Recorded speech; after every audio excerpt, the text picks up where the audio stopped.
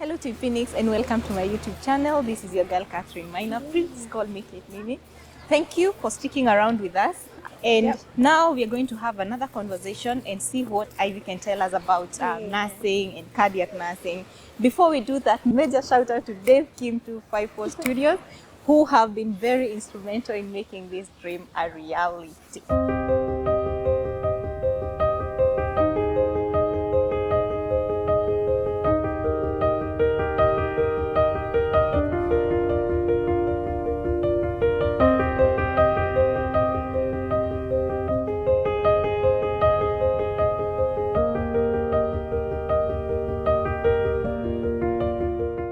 You are a nurse. Now, suppose it's a lay person who does not even know what to do. Number one, what to do. That's the thing. And then that's what I thought of, because I was like, if this was a normal relative coming to visit a patient, the patient collapses, you scream, call for help. There's nobody to answer. Nobody to answer. So, is it like, how many patients have just died like that? How many patients have died in their sleep? Yeah. And no one would detect anything. How many reversible causes would we have? Yeah. Because it just wasn't right. Yeah, it wasn't. It just wasn't. Ivy, you've now been in a system that works. Number one, let me take you back to Aga Khan, Mombasa. This is the difference between nurses who work in private hospitals and nurses that work in public hospitals. I have been working in public hospital almost since I qualified. Okay, and you find that there is that disconnect between theory and practice. Because if you give me an exam about resuscitation, oh honey, I'm going to ace a straight distinction. But if you put me in practice, if I have worked in a private hospital in Kenya, I'll be very good. But if it is in a public hospital, I will be limited, because the things that I'm talking about or the things that you're asking me to do, I've actually not practiced them. So I wonder, Ivy, from your own perspective, what do you think Kenya needs to do? What is missing? Let's start with what is missing. What needs to be done? Because if we have a problem, surely as nurses, we know how to come up with a solution, right? So what's your nursing diagnosis and what is your intervention? I think, first of all, we can start from the policies as well. Like, let's just start from the basics. As much as we want to train nurses, there are no strict policies that people are actually adhering to. So if, for example, if you have a resuscitation policy and it says one of the equipments that needs to be there is a resuscitation trolley. And yeah, you can have a resuscitation trolley, but fill it up. And everyone should know what is in each compartment, and people should be familiar with whatever is in there. So if we start with the protocol, come up with a protocol, come up with train people on ILS, people who can be certified trainers to train Immediate life support. In basic life support now. Have it as a requirement for any nurse who's joining the hospital to at least have a basic life support training. At least start the first few bits while the other team members come. Okay. And then, as much as this is a government hospital, we should have a way of calling out for like in case a patient has a cardiac arrest. Because I have been an intern in a government hospital. I have not had a code. They do not I knew exist. a code. I knew of code blue. Not from movies, movies, but also when I went to the private hospital. It doesn't exist. How many patients would we have saved if we had a code and people actually react to the code the way it should be? Yeah. You know? It's painful, honestly, to like see how we have bright fellows out there, but we are being underused, and our brains will just become stagnant, and we won't be able to think ahead. Because if we have nurses who are like fresh from school, you've studied all these things, so you have the zeal to actually do stuff. But then you get to the practice level and you're like, there's nothing that, like, a patient is crashing, but there's nothing you can do further. Like there's nothing else you can do because you're lacking all the equipment, all the support. There's nothing that you can use to actually help the patient. So I think we can come up with protocols that must be adhered to. Train people on basic life support and intermediate life support as well. And then, that teamwork between anesthetic team, the nurses, creates like a rota so that people know if a cardiac arrest happens in my shift. During my shift, one, we have a shift leader. Yeah. We should have someone who's in charge all during all times. the shift at all time. That shift leader, even if there's no code blue activated, if there's no like a speaker which is sound people can hear from everywhere, can actually call or find a way of how to communicate that there's a deteriorating patient in the unit, and other people can come.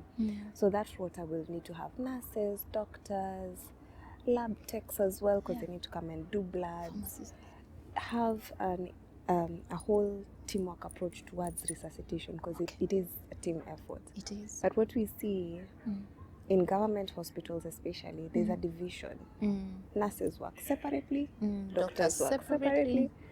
Lab techs, you will not even see them. Pharmacists, they live in the pharmacy. Yes, people are just in their own world, which shouldn't be the case, because at the end of the day, we've all come to work to ensure patient safety, and our goal is quality patient care. So we need to offer quality. I mean, we owe Kenyan patients a lot. We do. A lot. We've been giving them substandard stuff for the too longest long. time ever. You cannot be in a hospital and you're missing Piriton. Of all the things. I know. Like, it's gut-wrenching, isn't it? It pisses me off. I can see it on your face. It does. Because I'm like, why? We shouldn't be missing such things, honestly. On the other hand, if you were to talk to the public,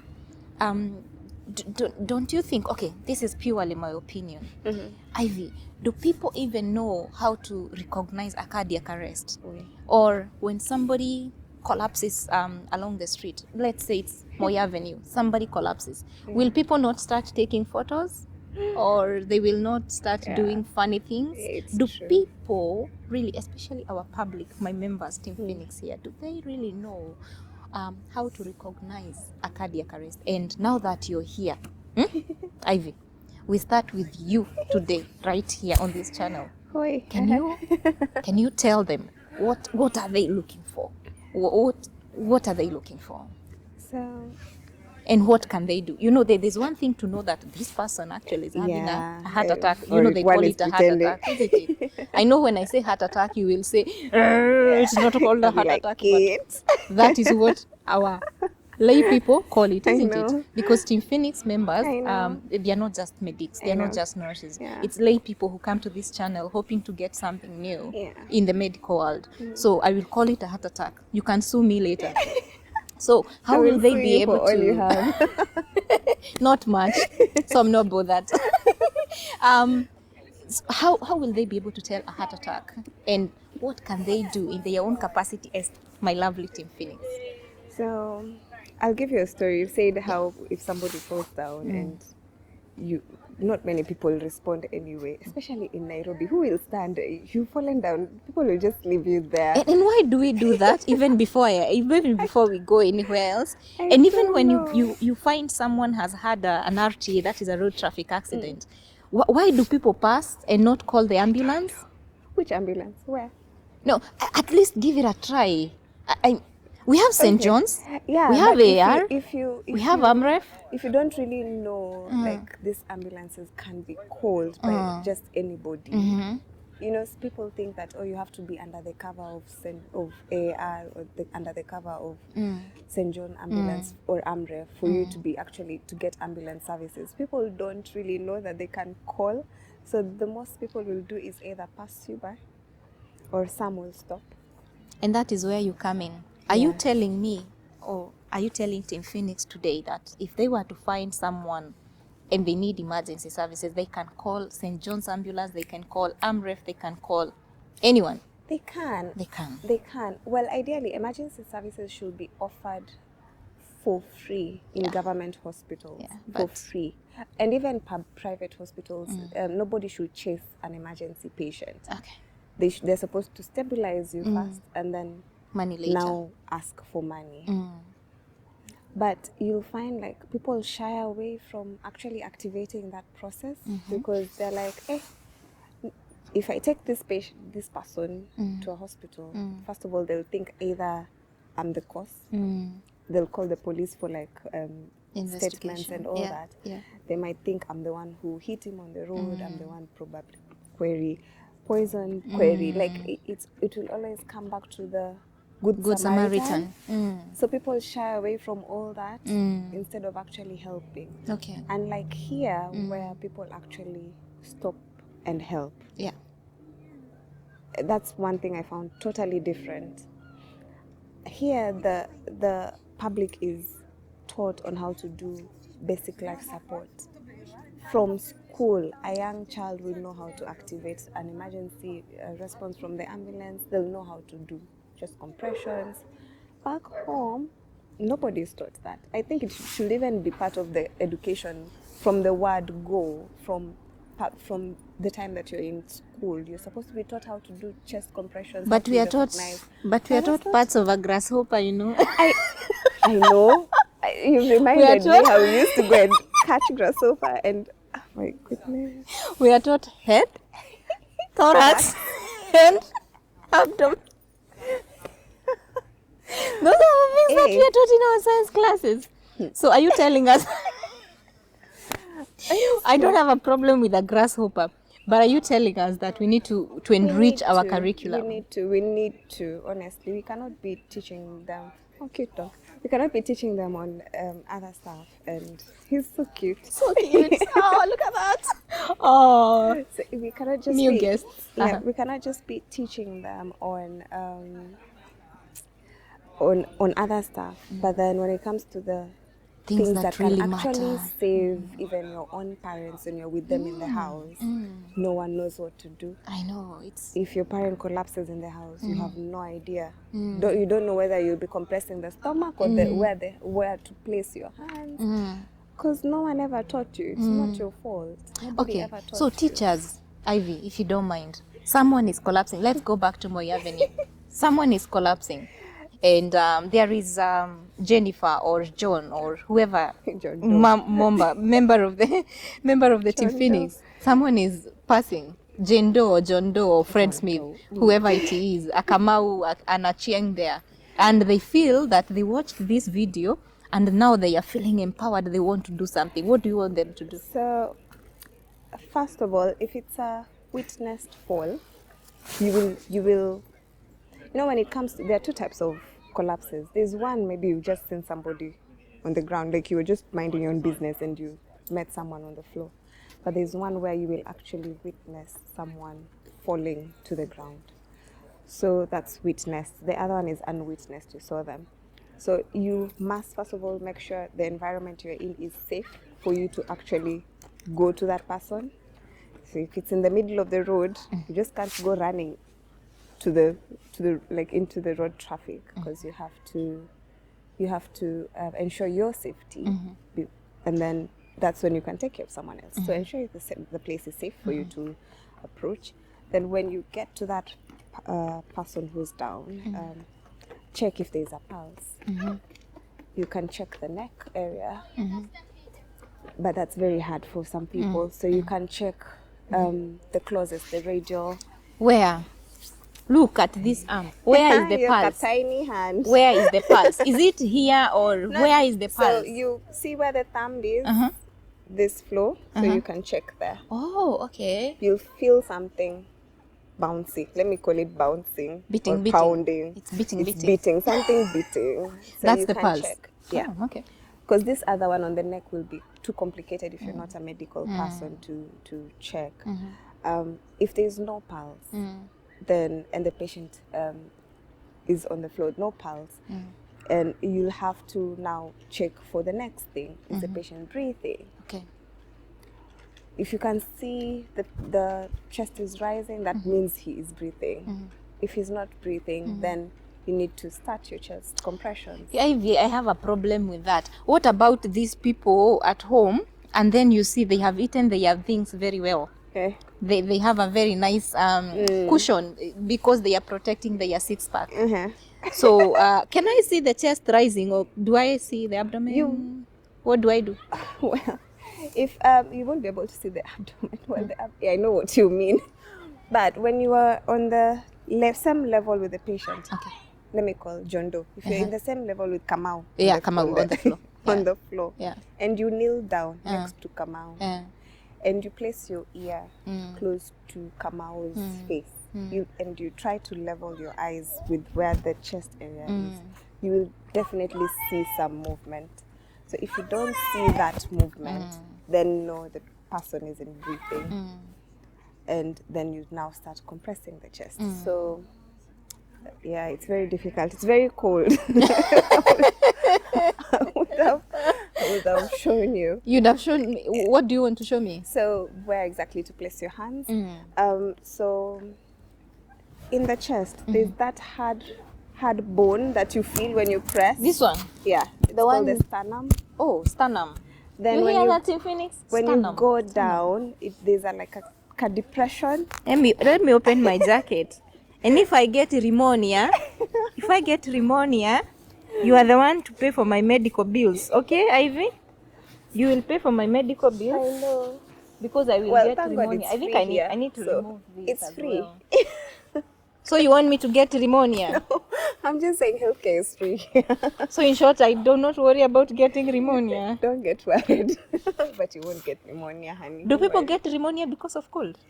No. Oh gosh. It's Ivy. Really? They do not? It's usually the thing. We usually blame it on cold, but it's actually caused by viruses and bacteria. Oh I've been living a lie. But we've always been saying, hey, it's cold, pneumonia. Sweater. You know, when you're kids. I'm not happy with this lady. She's busting our bubble, isn't she? So, here is my... So don't worry about my many layers. You people, when you come here to this country, you do something called layering up. It's so you wear many things to cover your chest from pneumonia. So if you go down the hard bit, the sternum area, you'll come down. Is this the sternum? This one? The one you're beating is the sternum. So if you go down, you'll find a depression that goes in. So don't go anywhere past that. Oh, okay. So if you come back up, just a bit in between, near the nipple line, let's just call it almost close to the nipple line. Well, for women, it's hard.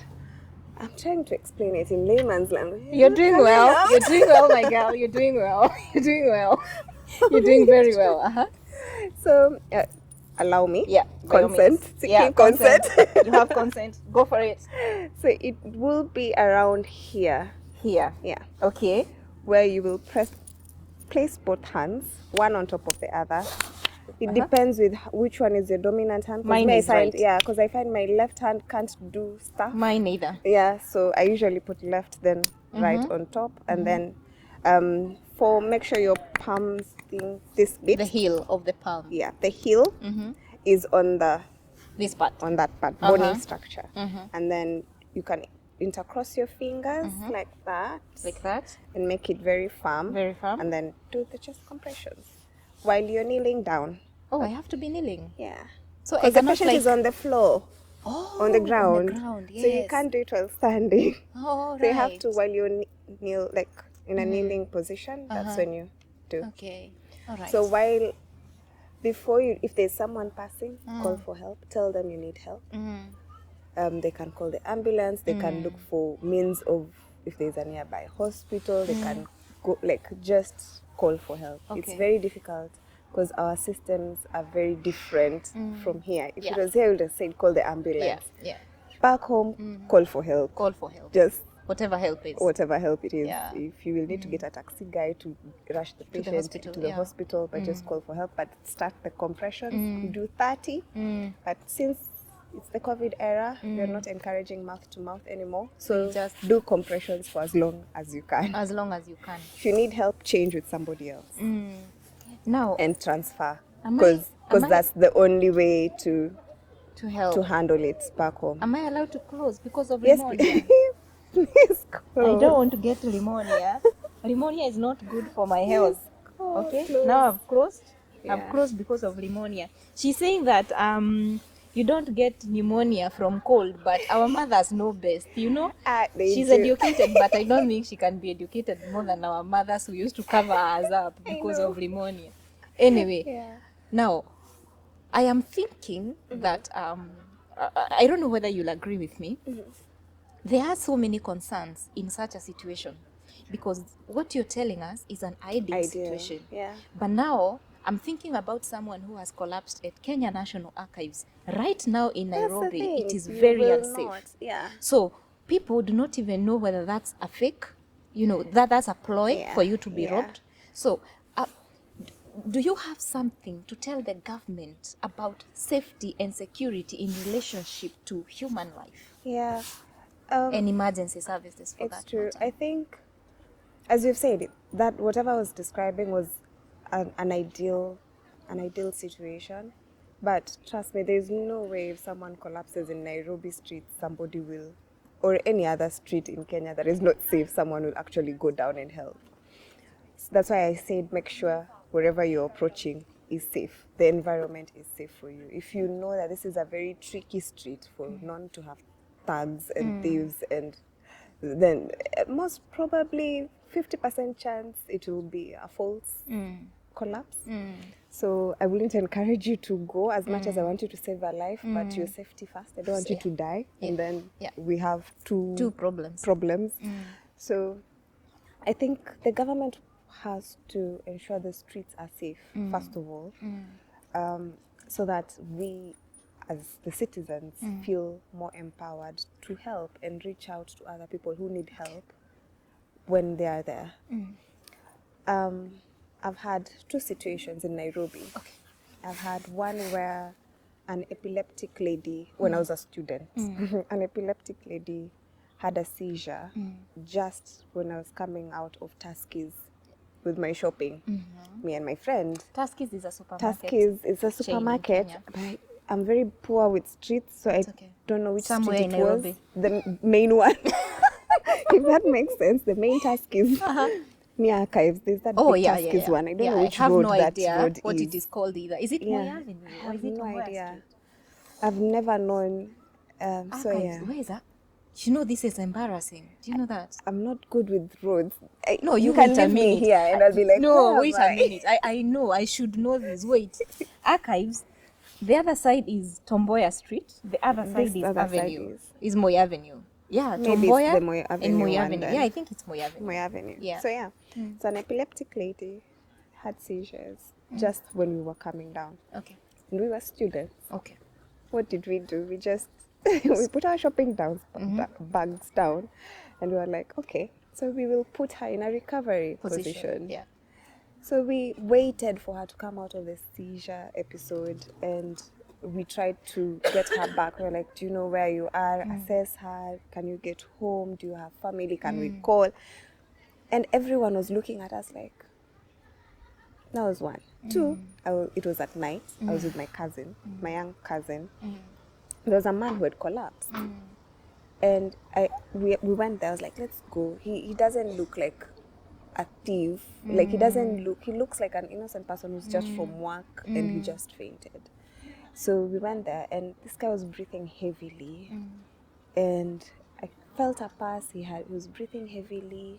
He was looking so, you know, like someone whose blood sugar levels are so down. So I told my cousin, go buy Fanta. I was like, this guy is, either he's been walking for so long. So we sat him up, propped him up a bit, helped him drink Fanta. Then after some time, he was able to talk. He was like, so we asked him, what happened? He was like, he was walking along Thika Road. That's where he had gone to do Jengo, you know, the Manual labor. For, building. Handyman, yeah, handyman, that one. Yeah.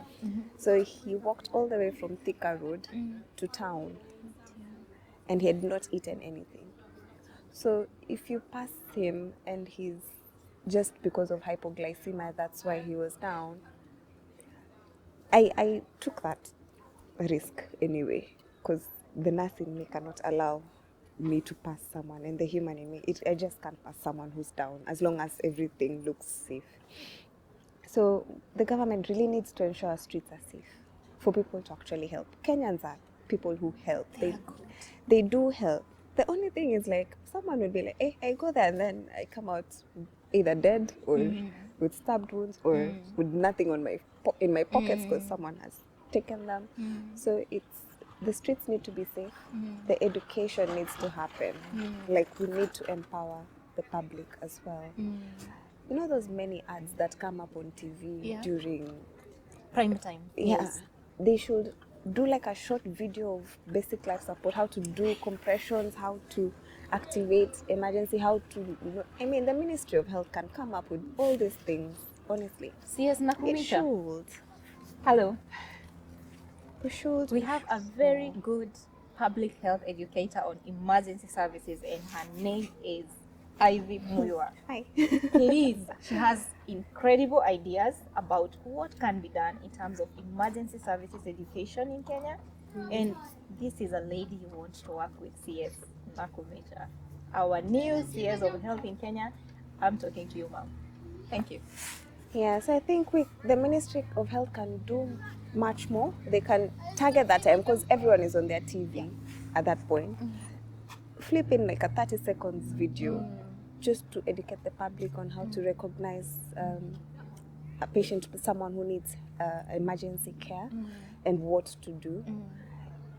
Improve our education system. Flip in first aid in there.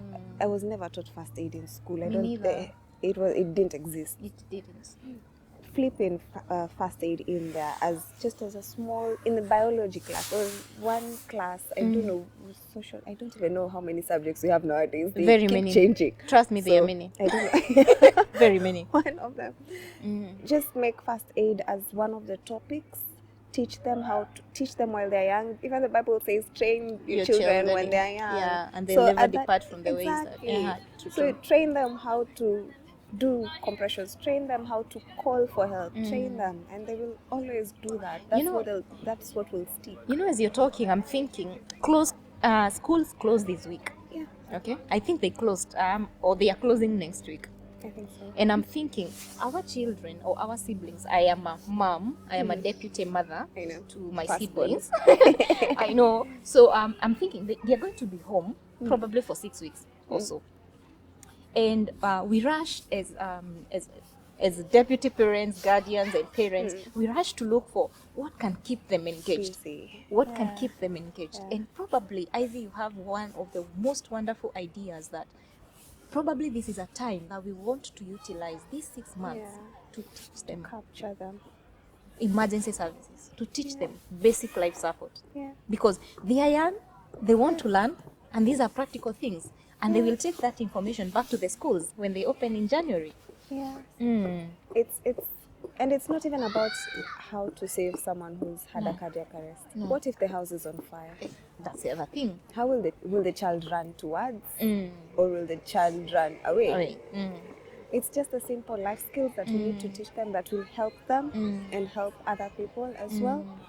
And I think that's one area where we have totally neglected as a country. Nobody focuses on the basics from the ground roots up. And I know I've taken that ground roots up as a bottom up. So we need to do bottom up in terms of health education and training. Thank you so much. I will again go back to where we started. Pole sana about the loss of your uncle.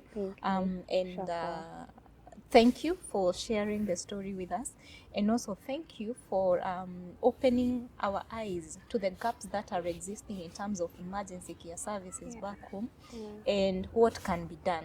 Now, before I close, before we end this part, I have one question for you.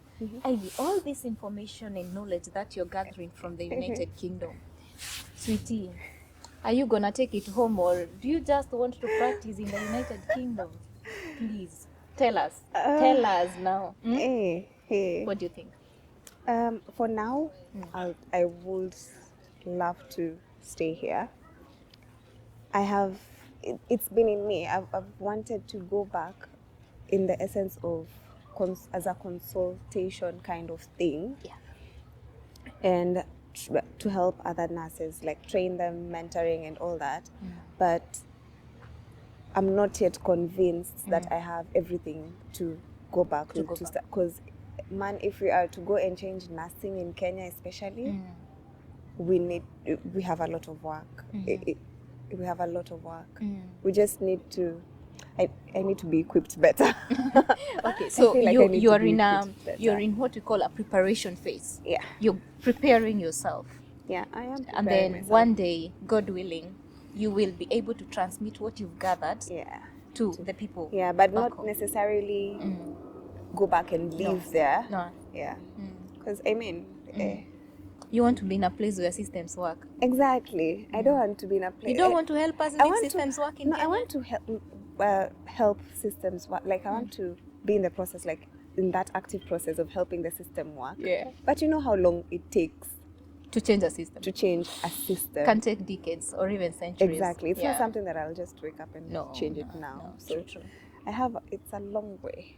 It's a long way, but I would love to start that journey. Thank you. Yeah, in one way or another. And I know you will. If there is a girl I know who is committed to her dreams, then it is you. So thank you so much for being with us. Thank you for sharing this story. Thank you so much for your time. I couldn't have asked for anything better, really. I really appreciate that. And I really hope that someone out there beyond Kate Mimi is actually listening. I hope so. I really hope so. You know, sometimes you just come to this channel and I say things and then I'm like, oh my gosh, I really hope it has spoken to somebody, you know. But we can only do our part, isn't it? Even the Bible says we evangelize, but the Holy Spirit convicts. Yeah, isn't it? We can only do our part. Let God. So, and God, one more thing. Yeah. Like we said in the other video about my journey. Yeah.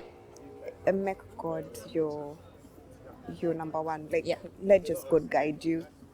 Let him guide you, because I wouldn't be here, trust me. If it wasn't God. Because even that will and that drive to actually do those things, how many times I would have quitted. I know. But God gave you the strength to carry on.